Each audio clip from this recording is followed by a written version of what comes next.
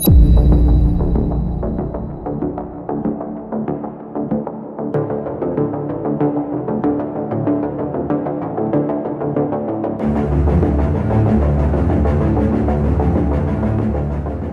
are going to perform infraclavicular brachial plexus walk.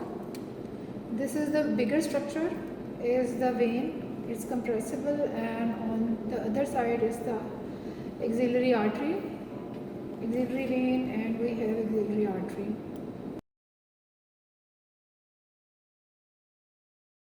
All the chords are very beautifully seen. They are very beautifully visible. Let's see how we can reach them.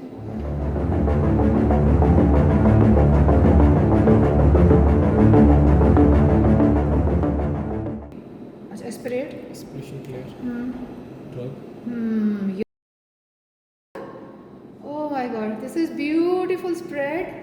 Now, as you can see, that we are injecting the drug and it is spreading in the U shape. The drug is spreading in U shape. So it is covering all the three chords.